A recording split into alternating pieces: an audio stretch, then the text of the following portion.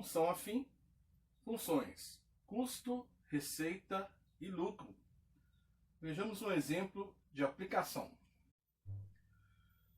Uma pequena doçaria instalada em uma galeria comercial produz e comercializa chocolates.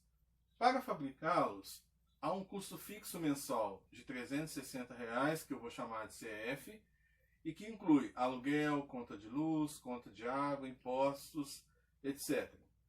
Além desse, há um custo variável, que eu vou chamar de CV, que depende da quantidade de chocolates preparados, e essa quantidade nós vamos representar por X. Bom, estima-se que o custo de produção de um chocolate seja de 30 centavos. Assim, o custo na preparação do chocolate será custo igual custo fixo mais custo variável. Custo fixo R$ 360, custo variável 30 centavos vezes o número de chocolates. Então, o custo total, o custo na produção de chocolates, será 360 mais 30 centavos, que multiplica x. Lembrando que se o x for igual a zero, ou seja, se eu não produzir nenhum chocolate, eu já tenho um custo fixo de R$ 360, que é relativo aos impostos, a luz, água, telefone, etc. O preço de venda unitário do chocolate é R$ 1,20. Admitiremos, neste momento, que o preço de venda independe de outros fatores. A receita, que é o faturamento bruto dessa doçaria, será receita em função do número de chocolates vendidos, igual a R$ 1,20 vezes X, onde X é o número de chocolates que serão vendidos. Tá legal? Bom, por fim, o lucro mensal, LX, faturamento líquido, desse estabelecimento é a função afim dada por lucro é igual a receita menos custo. A receita é RX menos o custo CX. A receita RX, 1,20 vezes X, menos o custo, que é 360 mais 0,3x. 1,20x menos 0,3x, 0,9x, menos 360. Essa é a função lucro, que será representada por uma função afim, onde o A vale 0,9 e o B vale menos 360. Vamos representar graficamente no plano cartesiano os gráficos das funções receita, Rx, e custo, Cx. Lembrando que a função receita é Rx 1,20 vezes x e a função custo C de x 0,3x mais 360. Todas as duas funções são funções afim. Bom, então nós temos que a função receita 1,20 vezes x e a função custo 0,3x mais 360. O gráfico, a reta na cor verde é a função receita, o gráfico na cor azul é a função custo. Se vocês observarem bem, quando o x é zero, o y dá 360.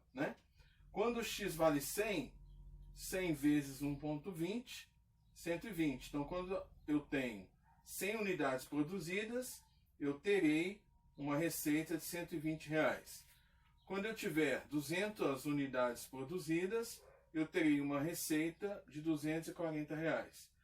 Para um total de 400 unidades produzidas, eu tenho uma receita de R$ 480. Para 500 unidades produzidas, eu tenho uma receita de R$ 600. Na função custo, se eu não produzir nada, eu já tenho um gasto de R$ 360 com impostos, água, luz, telefone, funcionários, etc. Se eu produzir 100 unidades, eu tenho um custo de R$ 390. Se eu produzir 200 unidades, eu tenho um custo de R$ 420. Se eu produzir 400 unidades, eu tenho um custo de 480 unidades. Se eu produzir 500, eu tenho um custo de um pouco acima de R$ 480. Considerações importantes a respeito do gráfico. Primeiro, verificamos que os gráficos se interceptam no ponto P, que tem a abscissa 400, ordenada 480, né? Ponto de encontro das duas retas.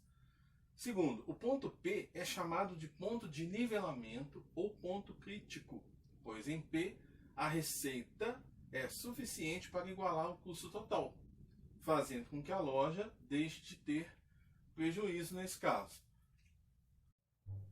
Bom, então vamos voltar aqui no gráfico só para a gente ver, ó. Verificamos que os gráficos, né, C de x e R de x, se interceptam no ponto P, que tem a abscissa 400, ordenada 480. Né?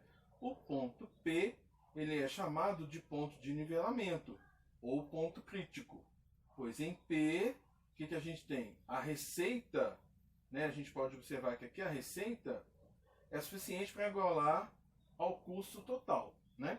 E se a gente observar bem, o gráfico tem, existem duas partes, a parte 1, a parte 2. Nas observações seguintes, nós vamos estar analisando o que significa essa parte 1 e o que significa a parte 2. Bom, terceira observação. Nós vimos que no gráfico tem uma região 1. O que acontece na região 1? Nós temos que o custo C de x é maior do que a receita e que x é menor do que 400. Isso implica num lucro de x menor do que zero, e que se o lucro é menor que zero, é um lucro negativo, nós temos o quê? Prejuízos. Então, uma quantidade menor do que 400 doces, chocolates, né, implica em prejuízo para a nossa loja. Região 2. Quarta observação. O custo nessa região é menor do que a receita. E eu tenho uma quantidade sempre maior do que 400. Nesse caso, o lucro é maior do que zero, né? Então, realmente, nesse caso, se eu vendo mais de 400 chocolates, a minha loja terá sempre lucro. Bom, tá aí o nosso gráfico, região 1, região 2. Na região 1, nós temos que o custo que está em azul é maior do que a receita, sempre. Então, para uma quantidade menor do que 400 unidades, eu tenho que o custo está acima da receita. Então, a região 1 está nos dizendo que se eu vender menos de 400 chocolates, unidades, eu terei prejuízo. Na região 2, a receita está acima do custo. Então, se eu vendo mais do que 400 unidades, eu terei lucro. Então, essa é uma região, né, que mostra que eu estou tendo prejuízo se eu vendo menos de 400 unidades. Essa é uma região que mostra que eu tenho lucro se eu vendo mais do que 400 unidades. Se vocês observarem bem, na região 1, o custo está sempre acima da receita. Na região 2, a receita está sempre acima do custo. Bom, quinta e última observação. Vamos imaginar que em um mês sejam produzidos e vendidos 600 chocolates. Nesse caso, vamos ter o custo de 600, eu uso a função custo, 0,3 vezes 600 mais 360, 180 com 360, 540. A receita para 600 bombons, 1,20, R$ 1,20 vezes 600, R$ 720. Com isso, o lucro será a receita menos o custo. Receita 720, custo 540. 720 menos 540, R$ 180 de lucro. Eu posso usar também a função lucro, que nós encontramos no início da questão, que é 0,9x menos 360. 0,9 vezes 600 menos 360 me dá um total de R$ 180. Bacana demais.